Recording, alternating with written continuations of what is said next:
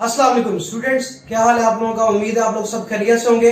जैसा कि आपको आइडिया है कि हम लोगों ने फर्स्ट चैप्टर स्टार्ट किया हुआ है, तो हमने पहले प्रॉब्लम सॉल्विंग के स्टेप्स को अंडरस्टैंड किया। आपने देखा होगा कि यही स्टेप्स को हम रूटीन टास्क जो हमारे डेली के होते हैं उनमें भी कुछ इस तरह की हम स्टेप्स परफॉर्म करते हैं। पहले उसको देखते हैं प्रॉब्लम है क्या, फिर समझते हैं उसको, फिर उसके बाद प्लान करते हैं सोल्यूशन को, डिफरेंट सोल्यूशन देखते हैं, कैंडिडेट सोल्यूशन, फिर बेस्ट सोल्यूशन को पिक करते हैं। फिर उसके बाद अब जब हमारे पास सोल्यूशन आ गया तो फिर उसके साथ साथ हम क्या करते हैं, डिजाइन करते हैं। फ्लो चार्ट डिजाइनिंग के लिए यूज होता है, स्केचिंग के लिए यूज होता है। इसमें शेप्स और सिंबल्स होते हैं और इनका एक सीक्वेंस होता है। जैसे कि ये एग्जांपल देखी थी हमने शूज और सॉक्स पहनने की, तो हम पहले ये दोनों लेंगे, स्टार्ट करेंगे, इन दोनों को पहले अपने पास लेंगे, उसके बाद फिर क्या करेंगे, सॉक्स पहनेंगे, फिर शूज पहन लेंगे और ये हमने अपना टास्क परफॉर्म कर दिया, एंड या स्टॉप हो जाता है इस तरीके से। तो ये हमने इसकी रिक्वायरमेंट देखी कि रिक्वायरमेंट क्या होती है, इसका पर्पस देखा क्या है, इंपॉर्टेंस हमने अंडरस्टैंड की थी लास्ट लेक्चर में, और हमने रिक्वायरमेंट देखी क्या क्या होती है। इनपुट होती है, प्रोसेसिंग होती है, डिसीजन मेकिंग होती है और आउटपुट होती है। आज के इस लेक्चर में हम लोग स्टडी करने जा रहे हैं कि फ्लो चार्ट बनता कैसे है, इसमें सिंबल्स कौन से होते हैं। और आज के इस लेक्चर में इंशाल्लाह ताला मैं आपको एक ऐसी टिप दूंगा जिससे आपका बनाना बहुत ज्यादा आसान हो जाएगा। आप बहुत आसानी से फ्लो चार्ट बना लिया करेंगे। उसका एक फार्मूला है, एक ही तरीका है उसका, और इंशाल्लाह ताला बड़े अच्छे तरीके से आप उसको अंडरस्टैंड करेंगे। चलिए इसको स्टार्ट करते हैं।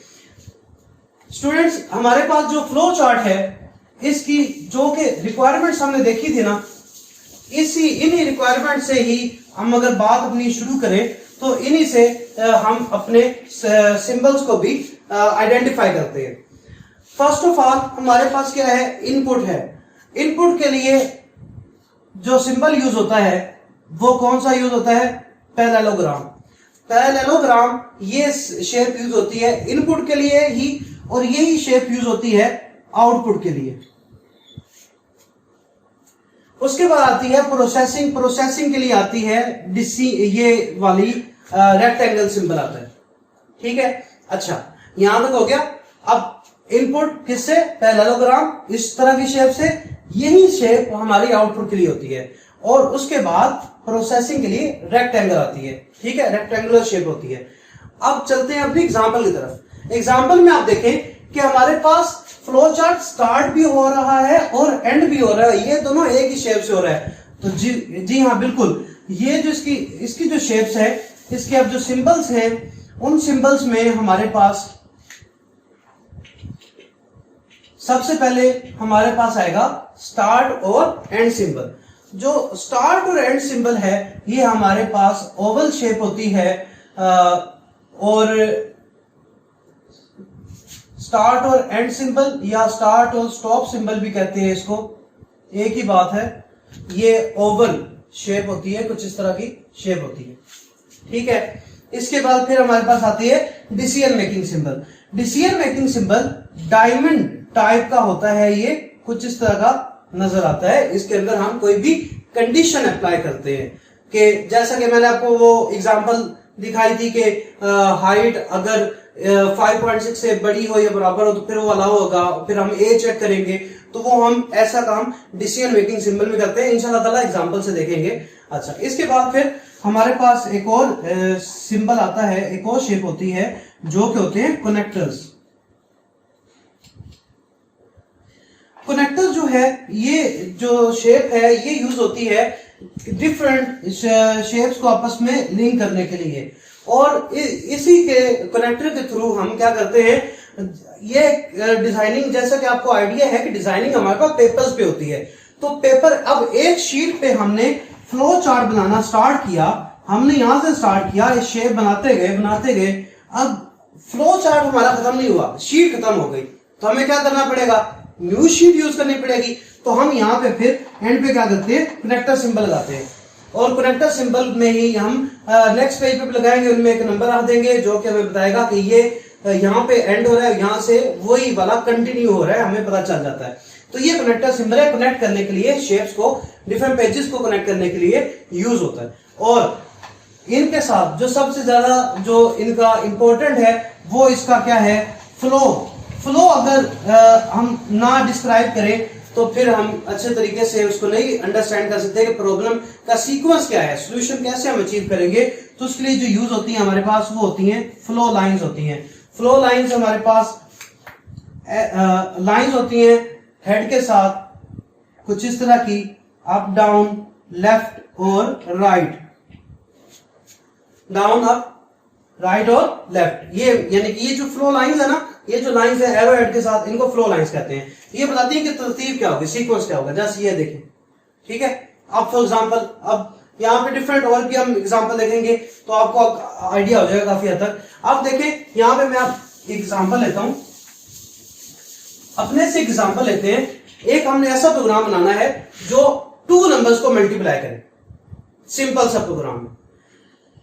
अब मैंने आपको कहा था एक हिंट दूंगा कि जिसके थ्रू आप इजीली बना लेंगे। बच्चों वो हिंट ये है कि आप क्या करें कि जब कोई भी प्रॉब्लम आए, सबसे पहले आप उस प्रॉब्लम का फार्मूला डिस्क्राइब कर लिए,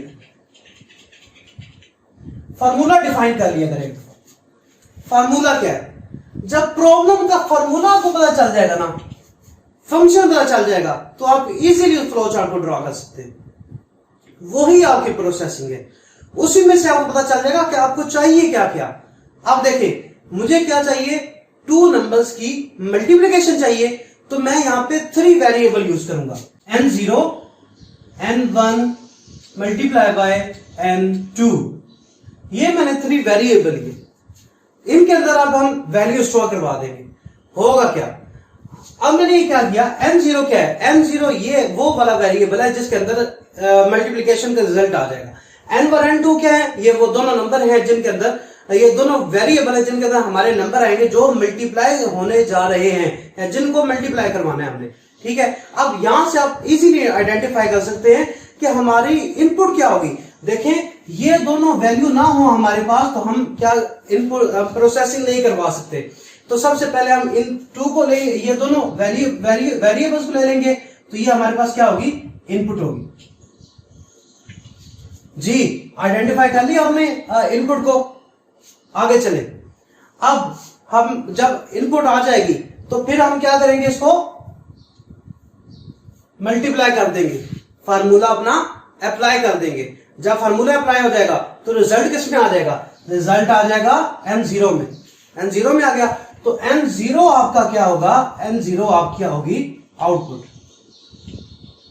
और ये जो काम आपने किया, ये काम क्या होगा, आपका प्रोसेसिंग होगी। यही आपका होगा प्रोसेसिंग। उम्मीद करता हूं आपको समझ आ रही होगी। देखें हमारे पास जैसे ही फार्मूला हुआ ना, फार्मूले को हमने अंडरस्टैंड कर लिया तो हमारे पास उसकी इनपुट भी आ गई, आउटपुट भी समझ आ जाएगी। तो इसलिए जो ज्यादा जरूरी है वो क्या है, आपका अंडरस्टैंड करना फार्मूले को। चले अब इसका मैं फ्लो चार्ट बनाता हूं।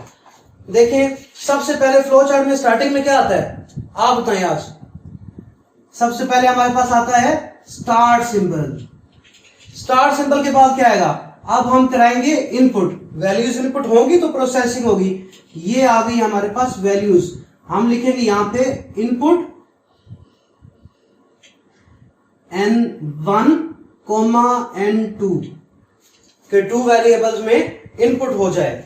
उसके बाद क्या करेंगे हम, फिर उसके बाद होगी प्रोसेसिंग। प्रोसेसिंग के लिए कौन सा सिंबल यूज होता है, यहां पे हमने अंडरस्टैंड किया था रेक्टेंगल, ठीक है। और ये पैरेललोग्राम मैंने यूज की इनपुट के लिए, तो यहां पे मैं फार्मूला लिख दूंगा n0 is equal to n1 multiply by n2, ठीक है। अच्छा इसके बाद आगे चलते हैं। तो हमारे पास अब रिजल्ट किस में आ जाएगा, n0 में मल्टीप्लिकेशन का। तो अब हम यहां पे प्रिंट करवाएंगे, आउटपुट करवाना है हमने, तो उसके लिए भी कौन सी शेप यूज होगी, पैरेललोग्राम। पैरेललोग्राम हम यूज करेंगे तो हम यहां पे लिख देंगे आउटपुट n0।